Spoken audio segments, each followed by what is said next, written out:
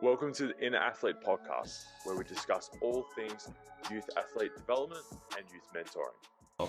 Yeah, then you spoke about like some of the major issues that you see in terms of more traumatic injuries, so it's like hamstring tears, ACLs, I think, and then even like some sort of like chronic lower back, even shin splints and stress fractures. Yeah. How do you go about working with those individuals and kind of like changing the expectations with them in terms of return to training and return to play? Yeah. It's a good question. So I think with all those injuries, the first thing you've got to establish, particularly the chronic ones, is you've got to establish a diagnosis first, which is important and not always done well. What makes you say that? Actually, this is a good point, because I've worked with, I guess, the people that we work with, we do vet them. So I know you're good. I know a few others that we work with closely that are actually quite good. Yeah. And there have been sometimes the members have gone to see someone else, and the diagnosis or the return to play or return to train model is abhorrent. So how do you kind of like go around that in terms of what you've heard and what you've seen versus what you do? Oh, it's just, I think you've got to spend the time with the athlete and with the person in front of you and get a really good history, because there's a lot of detail in that, and really spend the time at the first time you see them, making sure that you're ruling out all the things that you don't think it is, and you're ruling in and doing, so ruling out the stuff that you don't want to miss, and then obviously doing tests and other clinical tests to make sure that you're really clear on the diagnosis that you've got. Like a classic thing which we see is patellofemoral knee pain versus patellar tendinopathy, which you often manage very differently in terms of, but they're very close in terms of where you tend to get your symptoms, but the population's often very different. Where they get the symptoms is very different, but you need to have that right, because it's going to guide the next steps, and it's also going to guide your expectations of recovery as well. Like a muscle strain versus tendinopathy is another classic one, or sciatic nerve issues versus like a hamstring strain is another one as well. And they seem quite basic, but if you don't get those things right, sometimes they have a tissue healing phase. Some of these things are chronic, and we're not waiting for a tissue healing phase, or we can load them earlier. So if you don't have that right, I think it makes your job much harder later on. And part of that is you're also working out, is this for rehab or not? Like there's some injuries and some bits and pieces that might not be for rehab, and you need to be able to refer out to people that can manage these things. And you might need to see a sports doc or an orthopaedic surgeon or something like that, but you'd much rather get an idea of what those things are early and refer them on early. So that's probably the first part. And the second part is, once you've got your diagnosis, then you're saying yes, this person's for rehab. Well, then the next part of it is, okay, well then you've got to go back to the drawing board. Okay, why is this person in this situation in the first place? Because you could have 10 different people with patellofemoral knee pain or Achilles tendinopathy with different reasons that they've got to that situation in the first place, and there's no recipes in terms of how you manage these things. You've got to see them, how they move, how they jump, how they land, and really look at their movement strategy and their strength and their muscle capacity, and develop an individualised plan. Yeah, no, that's interesting, because you're looking at it from more of an individual perspective. You know, you hear time frames, and I know AFL commentators are notorious. It was like, it's 3 to 6 weeks for a hamstring strain. I'm just like, oh, great. Yeah. But and I think it comes down. To like, that's always been like the general trend. That is generally the norm. But there could be like some sort of various issues. Like if you go look at like, NRL superstars, for example, Ryan Poppenhausen, he's back playing for Sunshine Coast Falcons. And he's had some abhorrent abhorrent injuries, and he's had a lot of time away. And he's like he's $1 million athlete for Melbourne Storm. And he had to go over to the US. Same thing with Latrell Mitchell. He had to go over to the US. Then there was Tom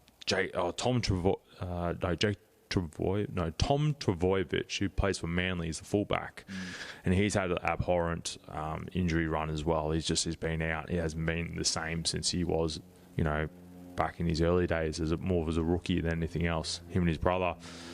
And you just kind of see like these timelines get kind of like strained out for so long for these injuries, and it just seems like almost like people don't have a clue of what's really going on. Just kind of like, And then the parents will see this and hear this information, and then the parents are like, they're going to worry about, is my child going to get injured, or they're going to be out for, on the sideline for ages. So it just becomes, the messaging is just really odd at the moment, especially in the sports medicine field, of like, why aren't these individuals remaining injury-free when they continually have the same injury as well? And you probably get a lot of that in your practice, where it's the same injury, may have gone somewhere else, may have rehabbed it, back to normal, return to play, I don't know, 2-4 weeks later, same issue again. So how do you go about that, working with individuals that have the same injuries again and again? Yeah, good question. So you've got to zoom out, I think.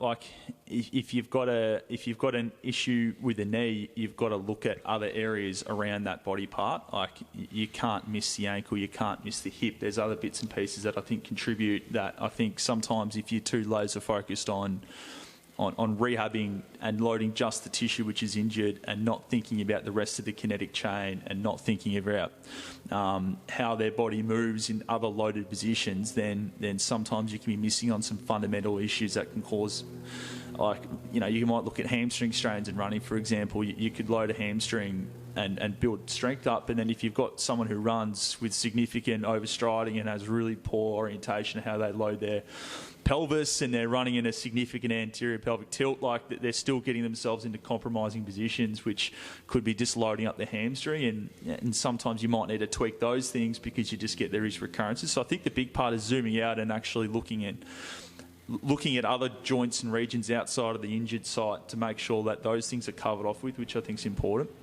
And the other thing which I think is important is maintaining whatever training load you can.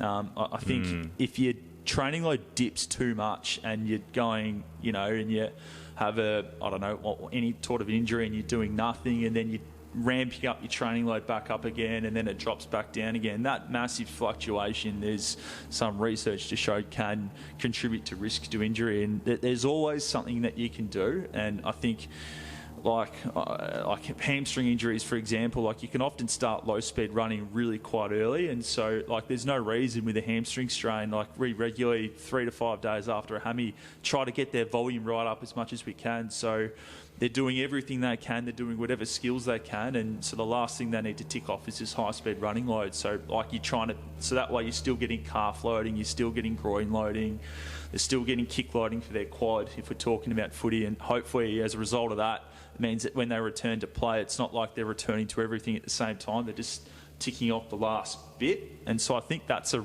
really important part. So you're zooming out, looking at the body and how they move, but also maintaining loads as best as you can.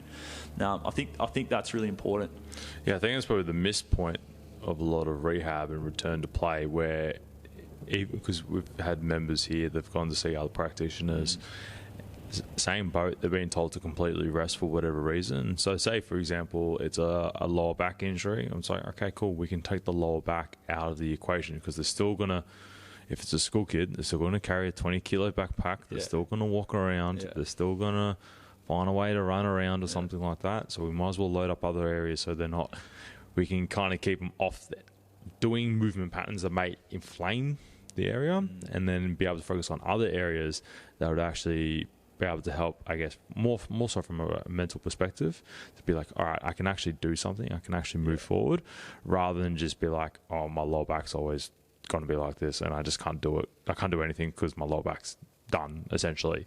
And then when we've had other members as well where they've had surgery or something like that, they're pretty much back pretty quickly within, depending on the turnaround time and how well they recover from the surgery itself. I think one of the girls, she came back within maybe 3 days of the surgery. Then we had another one within a week as well. And one was an ACL, one was a meniscal. She had 2 tears in her one knee, in a meniscus. And they both came back really quickly, got them doing some other stuff and trying to keep the attention away from the sore area. But it helped what we also did is we actually focused on trying to loosen around the structures, because what we had noticed is anytime someone had surgery, that area or site tends to lock up. For sure. As more of a protective mechanism, which is totally normal, and you would probably see that quite a lot, and you're trying to do some manual therapy on them as well in order to, I guess, release those areas. 100%. Yeah, I think that's huge. I think even just mentally, a lot of athletes, like, they need to move, they want to move, and when you're out for long periods of time doing nothing, like, it makes a return often a bigger hurdle when you're coming from doing nothing. Whereas if you're keeping some training load up, I think in terms of maintaining your confidence, keeping your headspace in good order, I think keeping training loads up is huge for that. So I think from that perspective, keeping people ticking along is massive, and it can almost seem as overly aggressive to some people that we're trying to keep doing gym and that, but I think the benefits definitely outweigh the risks, and I think particularly, as you mentioned, knees and stuff like that, there's heaps you can do on the other leg, upper body, other types of conditioning you can do, working around the calf, working around the hip, so that way then as the knee settles down and the knee's ready to be loaded, you've already kind of ticked off the other parts, so you've just got to address the knee once that's ready to go. So I think that's a really critical part. I think that's probably what one of the big differences is, that we're consistently educating in elite sport compared to sort of at lower levels. Is elite sport, we're getting them going straight away. Yeah, so what are the 3 lessons, I guess, from that you've taken away from elite sport that a lot of parents can actually take away for the youth athlete? Yeah, so I think one thing is if you've got an injury that is causing issues, make sure you get it checked out early and have a really good understanding in terms of what you're dealing with. I think sometimes if you let things go for a long period of time and they're not able to play sport, they're not sure what the issue is, that can become a bit of an issue, because getting that diagnosis and an understanding of what's wrong can really help guide what they can do, both in terms of playing capacity, can guide what they can do in the gym, can guide what they can do in terms of rehab, and it can also just give some expectations in terms of how long we're expecting to return, which I think is a good thing to at least know when the light at the end of the tunnel is. So I think having an understanding of what you're dealing with is important. The other part is probably trying to encourage your son or daughter to keep on doing something. If you've got an injury, I think there's often when you've got any sort of injury, there's often a period of time when you've got to unload the joint and allow it to settle down, but there's still a lot of things that you can do. So I think it's really important to still try to emphasise to continue going. Like if you're a swimmer and you've got a shoulder injury, you can still jump in the pool and use your legs and still get involved and keep yourself active and involved in some way, shape or form. So I think it's really important to try to encourage that and not be fearful of maintaining some sort of load. I think that's part also important as well.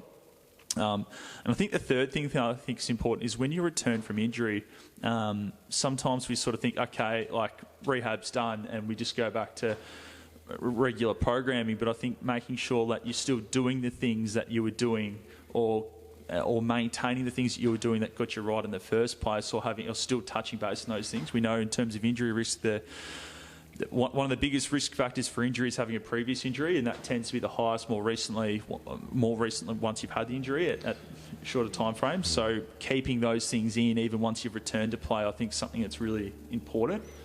Yeah, and I think you also got to have to not necessarily do the rehab work all the time, but you also have to progress from the rehab work, is to make sure that you're maintaining the new movement pattern that you've ingrained earlier on post injury, and continue on ingraining that in variations of that movement, whether it's a squat, lunge, or whatever it may be, and then continue on with that, because it's, again, the biggest issue that I see is you can tell if someone's likely injured or has a history of injury based on their movement patterns and the compensatory changes that they've made for that as well. So if they've got a restriction in their ankle, usually you can tell they've when they're doing like a squat or overhead squat and their knees they can't plan a flex, so they can't allow their shin to track forward.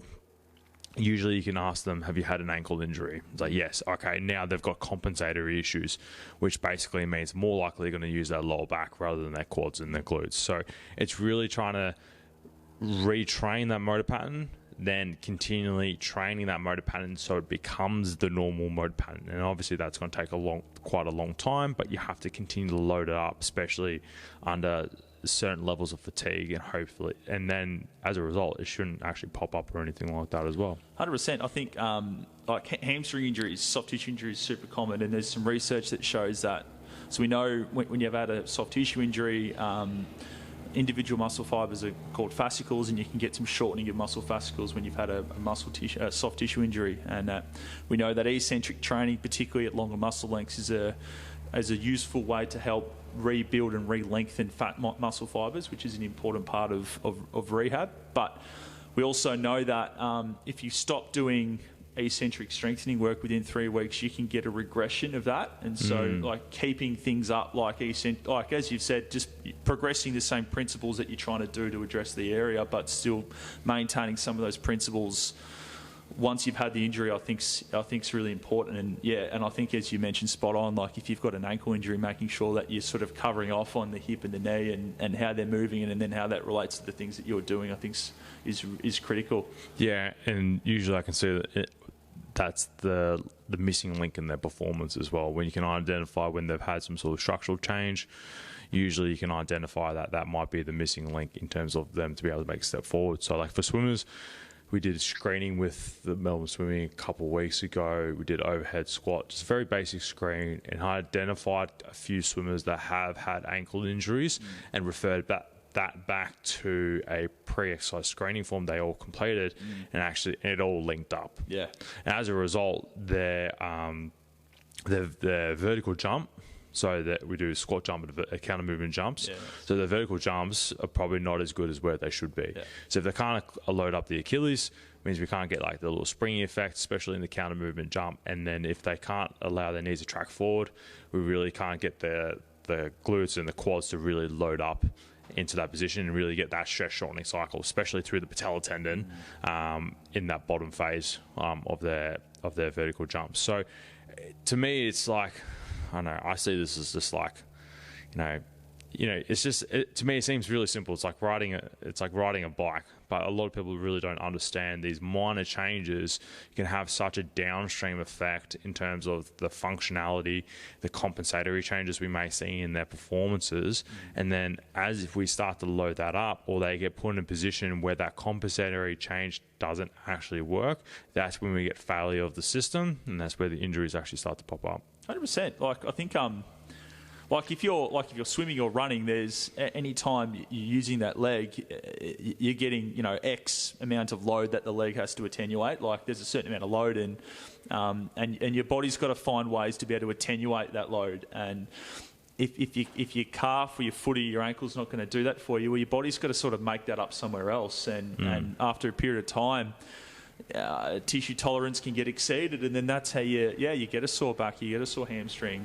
There can even be more specific things, like if you think about the calf and the ankle, that has a real important role in terms of the movement of the tibia, which is your leg bone, and if you're getting too much translation of the tibia, that can result in things like knee pain. It can result in risk of ACL injuries and other bits and pieces. So I think, and sometimes when you're looking at these injuries and you're dealing with someone who's had a fresh injury and you're kind of going through their history, a lot of the time, you're picking up on things like, I had a hamstring at this point, or I had a calf at one point and just got back and maybe didn't cover off as well as they could have. And it's very crystal ball stuff. Sometimes you can't predict when people are going to get injuries, and what they're going to get. That's, anyone who can do that is would be $1 million if they could predict what's going to happen, where you're going to have. But I think just in terms of just risk mitigation, just covering off and getting to the end phase and making sure that you're completely rehabbing injuries back to the level where you were beforehand, if not better, I think is important, and not just waiting till you're symptom free and you're feeling good and you feel like you can train, but actually getting yourself right to the end point, I think is important. What's planned for the next 3 years for you? Yeah, so the clinic, we're looking to continue to expand and build. So we've got some really exciting things we're looking to further develop in terms of sort of relationships with some netball clubs and some footy clubs as well, and sort of building up what we can in terms of servicing injuries and building some pathways. So that's something that we're really looking forward to building up in the clinic. In terms of sport, really planning on continuing to keep involved in AFLW, and we've also got some other things going on with netball that we're looking forward to starting. But just hopefully continuing to build what we're doing and hopefully getting a little bit balance and a bit of family time as well. Yeah, it's always helpful. Yeah. Thanks for listening to this episode. If you like this episode, please share, like, subscribe, leave a review as well. It really does help us. I know Mitch is very passionate about sport. As you can kind of tell, he's already done sport, really, more in the rehab sense. It'll be really interesting to see how the Demons girls go this season as well. Fingers crossed. Fingers crossed we can have another flag, but we'll see how we go. Yeah. If there's any special requests or anything you want to hear or want us to discuss or have any further questions, we're happy to go into more detail. This is the place where we can go really into detail about specific issues within the youth strength and conditioning scene, in the emerging market, especially with women's sport. It's still in its infancy. There's a lot more research coming out now, which is really good to see.